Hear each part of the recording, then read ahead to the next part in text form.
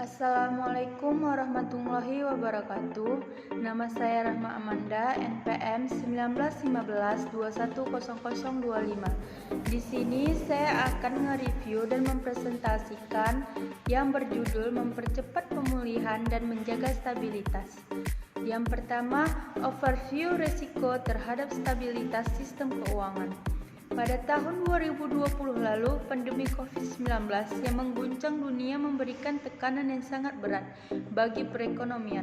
Dampak pandemi ini menyebabkan sisi supply dan demand terganggu secara bersamaan. Sebagai akibat dari terbatasnya mobilitas, sehingga proses produksi terganggu dan pendapatan masyarakat menurun. Sektor keuangan dan pendapatan masyarakat menurun. Sektor keuangan telah aktif membantu sektor real dan masyarakat untuk melakukan penyesuaian dan adaptasi kebiasaan baru di tengah pandemi dan memberikan kemudahan dan berbagai relaksasi. Yang kedua, outlook stabilitas sistem keuangan.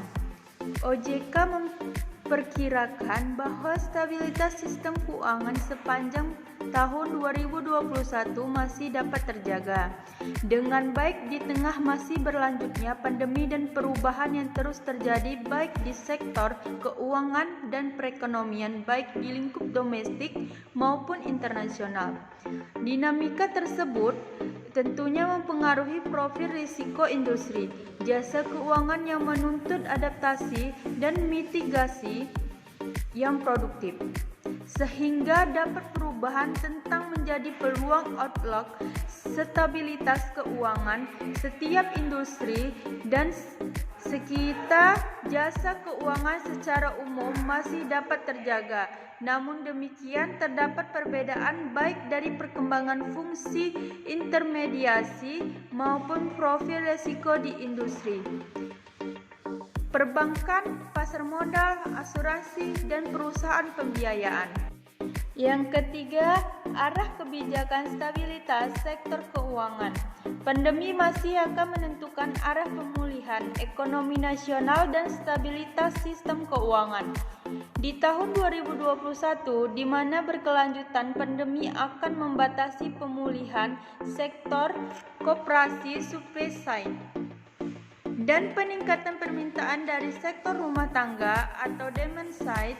Selain itu, divergensi dalam penenggang pandemi dapat menyebabkan perubahan arah alih likuiditas global yang diperkirakan akan cenderung menuju negara-negara yang dapat menyelesaikan pandemi lebih cepat. Untuk itu, OJK bersama pemerintahan dan Bank Indonesia melanjutkan kebijakan yang bersifat antisipatif dan luar biasa yang telah diambil sejak tahun 2020 untuk mendorong pemulihan ekonomi dan menjaga stabilitas sistem keuangan.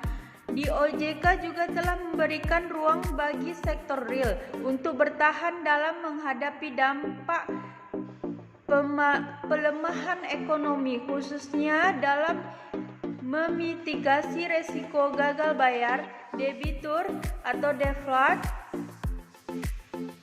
Penilaian kualitas aset sampai pada tahun 2022 dengan terjaganya likuiditas di pasar keuangan dan ruang ekspansi lembaga jasa keuangan yang diharapkan sektor jasa keuangan dapat berperan secara optimal sebagai katalis bergulirnya program pemulihan ekonomi nasional. Dan yang keempat, current isu stabilitas sektor keuangan.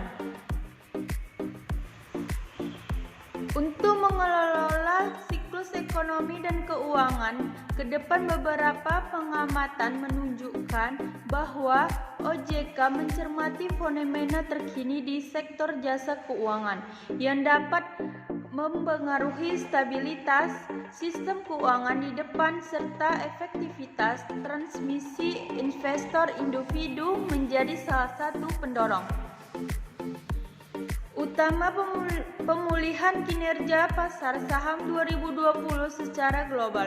Namun demikian, investor individu yang tidak dilengkapi dengan literasi berinvestasi dengan baik juga terpantau meningkatkan volatilitas pasar.